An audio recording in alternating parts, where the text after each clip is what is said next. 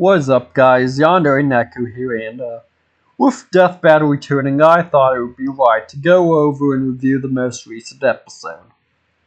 Now, obviously, I can't really talk about the episode without going over the results, so I'll save that till the end and just go for a general discussion for now. Now, first things first, OMINMAN's analysis. Honestly, nothing but praise. Good transitions, editing's on point, such as the Texas rocketing into space and the Earth bowling ball transitions. Both of those I thought were clever. Also good jokes, such as bringing up the why OMNI-Man, how OMNI-Man, who OMNI-Man, when talking about the doing it again when talking about the bug sex. That was, I thought it was funny. Also, for both analysis, there was no cutaways, which, if it's a budget thing, I'm just gonna say it, good. The comedy was honestly better in the pre-cutaway era. Cutaways sort of just killed the jokes, you know? Now, I also thought it was a good balance of character feats and character and feats, you know? You had an intro, then you had the character feats, then they finished with OMNI-MAN's character arc and development. I also liked that they had a very touching send-off on if a killer can become a dad, which surprisingly had no boomstick dad jokes throughout the entire episode. Another surprise. A good one, but a surprise. Also, I actually love how they broke down Smart Adams in this episode rather than the OMNI-Man Homelander episode of, oh, how can DNA control atoms if atoms make up your DNA? Like, yeah, it's dumb, but I actually want you to explain what they do. And they did in this episode. My only real dislike is they did the title code wrong, because in the show, they never say invincible, they just do the title code. Yet in the analysis in this episode, they sandwiched it in between the in and invincible, and it's like, I get what you were doing, but you did it wrong. Moving on to BARDOCK's analysis, I honestly can't quite put my finger on it, but I didn't like it as much. Felt sort of busier in a sense, almost sort of jumbled because of how much there was to go over with BARDOCK. You know, nothing quite stuck the same way it did with OMNI-MAN's analysis. That being said, there were still things I liked about it, such as the Leprechaun cameo and the Frieza Soy Jack. I found those to be very funny. My favorite part of BARDOCK's analysis was going over the deeper meaning behind Super Saiyan, how it was more than just anime power-up go boo. There's like, you know, a character arc to achieve that food. Now on to the fight. I enjoyed it. I thought it was a pretty balanced display of both characters. This was by no means a situation of character A featuring character B. I also like how the animation reflected the results. We can talk about the results later, but the animation reflected their research, where BARDOCK's speed allowed him to get in hits, and even Speed Blitz and Super Saiyan, but OMNI-MAN's AP advantage meant that his hits would do more damage, such as crushing Bardock's shoulder by stomping on it, ripping off the great ape's tail, beating Super Saiyan in the final clash, etc.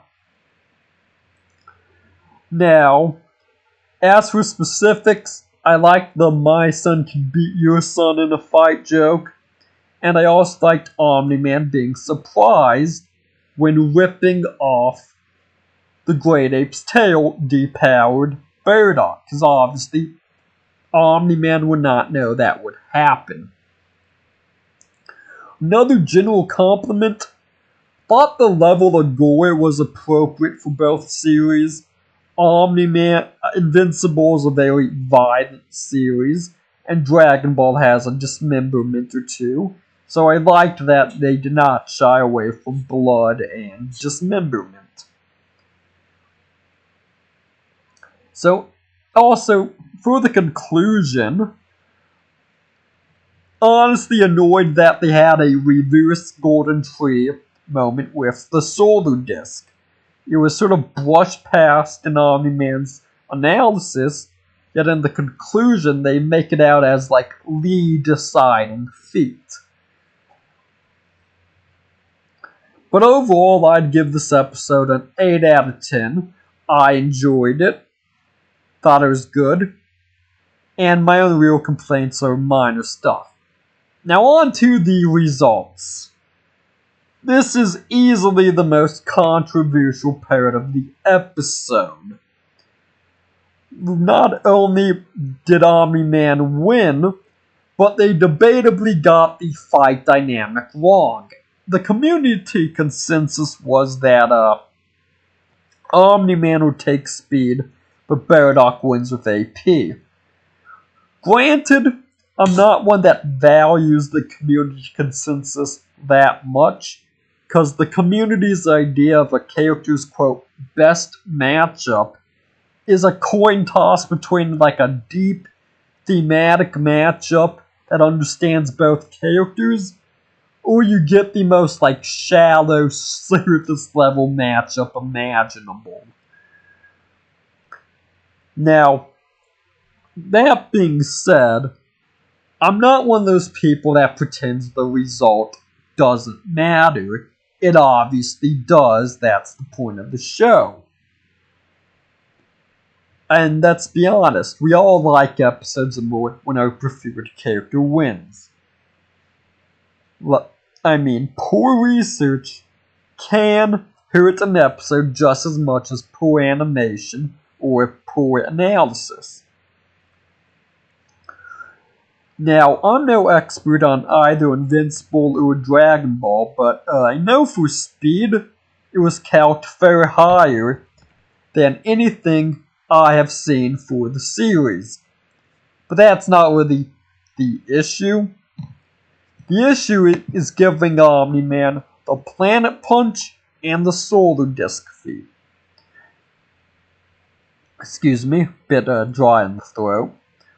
For the Planet Punch, not only did he need the help of 2 other Viltrumites, but the core had to be weakened beforehand, and even then they had to strike on a specific point or they'd be dead on impact.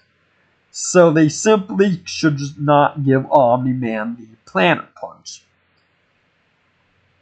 And for the Solar Disc, honestly, this is probably just a case of like an outlier. Think how like some days Spider-Man bullies the Avengers and other days the Vulture has him up against the ropes. Like, both of these cannot exist at once.